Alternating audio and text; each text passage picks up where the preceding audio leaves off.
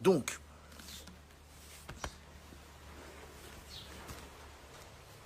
j'étais dans Marrakech, où je suis toujours d'ailleurs. Je croise donc un pote, je croise un mec que je connais, sa mère, je parle et tout. Et puis à un moment, sa mère lui dit, bon alors, sa mère lui dit, oui, mais bon, en attendant qu'on lui trouve une petite femme, ils soient mariés, parce que bon, et tout. Et il commence à dire, ah maman, c'est un bon truc et tout. Et moi je lui dis, non, elle a raison, truc. Et là on commence à parler, il dit, ouais, mais tu sais, les femmes d'aujourd'hui, c'est chaud de trouver une meuf, etc. Et là, moi, instantanément, indirectement, spontanément, je commence à lui dire, non, tu sais, mon frère, c'est vrai que nous, on a des images dans nos têtes. On sait, on se dit, non, je veux une meuf comme ci, je veux une meuf comme ça, je veux une meuf comme ci. Mais en fait, c'est très simple. Et à la fois très compliqué. Et aujourd'hui, je dis, pendant longtemps, on a cliqué sur nos téléphones. Aujourd'hui, on clique sur le téléphone, tu vas voir, il y a des femmes, des hommes, il y a de la nudité, il y a voilà la musique, des musiques de telle ou telle sorte. Il y a des clashs, il y a beaucoup, il y a trop de mal. Il y a un mal énorme sur les réseaux sociaux. Je dis, c'est normal que ça ait fait notre éducation. Ça a fait notre éducation, qu'on le veuille ou non. C'est ça aussi l'éducation. Ce sont les personnes avec qui tu vas traîner, les conversations que tu vas avoir, les milieux dans lesquels tu vas traîner. Ça fait ton éducation. Et ça t'habitue, ça t'imprègne. Tu prends une éponge, tu la trempes dans du lait, tu la presses, c'est du lait qui va ressortir. Tu prends une éponge, tu la trempes dans du whisky, Tchède 27, tout ce que tu veux, dans de la vodka, Cuba Libre, tu trempes ça dedans, tu presses, c'est de l'alcool qui va sortir, c'est du whisky qui va sortir, c'est de la vodka qui va sortir, si tu trempes. Tu prends une éponge, tu la trempes dans le Coran, tu la presses, c'est le Coran qui va sortir. C'est ce que plus sérieusement. Donc vous avez compris le principe, tu prends une éponge, tu la trempes, quand tu vas presser, c'est là où tu l'as trempé, c'est ça. Là où tu l'as trempé, eh ben c'est ce qui va en ressortir. Et aujourd'hui, on a été trempé dans les réseaux sociaux, où il y a beaucoup de mots, MEX. C'est normal que quand on nous presse, il n'y a que ça qui ressort. Maintenant, alhamdoulilah, ce n'est pas perdu. Mais je dis aujourd'hui, quand on va te dire, tu dis oui, mais telle meuf, ça n'existe pas, truc, c'est trop dur. Non, il faut juste revoir tes critères, mon frère, je dis. Et on a des critères qui sont biaisés. On veut la meuf chargée, on veut la meuf qui truc. Et quand j'ai dit le mot chargé, il m'a regardé. Sa mère, elle m'a regardé. Tu connais, moi, je suis en train de faire un rappel à la base. Et là, moi, pris dans mon élan. Je dis, ouais, tu vois, on veut des meufs chargées, truc. Et que j'ai senti que je les avais perdues à charger. Là, sa mère, elle a dû se dire, de quoi il parle, chargé? D'un côté, j'ai le fils qui sait très bien de quoi je parle, chargé, donc il me regarde comme ça. Il sait pas, t'as déjà qu'il faisait chaud au Marrakech, tu connais, mais il savait plus où se mettre.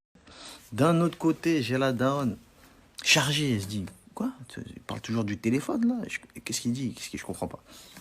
Et là, je commence à me calmer, je me dis, non, poto, tu t'es laissé peut-être, tu t'es laissé un peu trop entraîner par le rappel, par les émotions, calme-toi. Donc là, je dis, non, on veut des meufs chargées. Et là, je dis, voilà, on veut une fille comme si, bon, je veux une fille avec tel corps, tel visage, telle bouche, tel truc. Pourquoi? Parce qu'on est habitué à voir ce qui n'existe pas en réalité, en fait, sur Internet. Donc on a des critères qui sont faux. Je lui dis, et là je prends un extrême. Je lui dis, tu prends quelqu'un qui a grandi dans l'obéissance, qui n'a jamais vu de femme, qui vraiment il était concentré dans son... T'arrives, tu lui présentes une femme qui a une très bonne religion, dont la religion lui convient. Il va dire, ouais.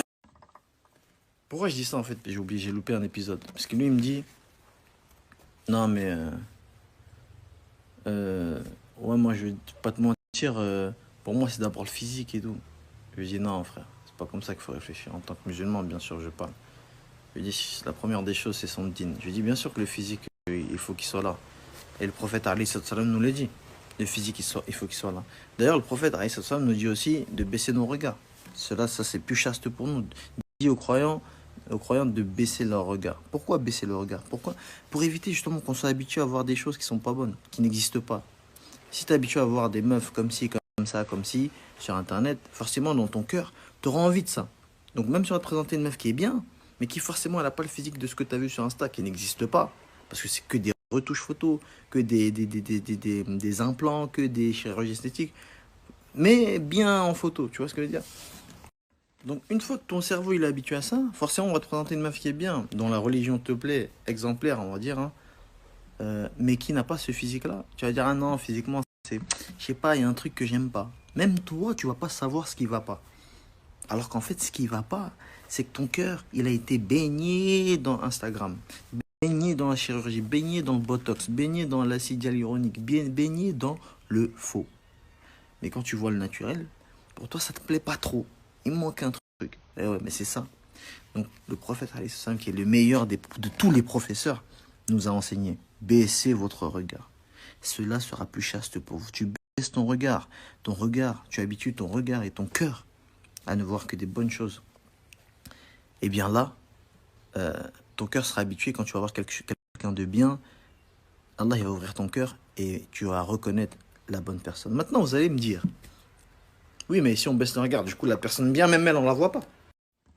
Maintenant, vous pourriez me dire, oui, mais attends, poteau, d'accord, je baisse le regard, mais c'est-à-dire même celle qui me plaît, celle dont tu me parles, là, qui a son digne, il est bien. Donc même elle, je la regarde pas, comment je fais pour savoir? Tu me dis, le physique, c'est important, bah, comment je fais pour savoir si je regarde pas?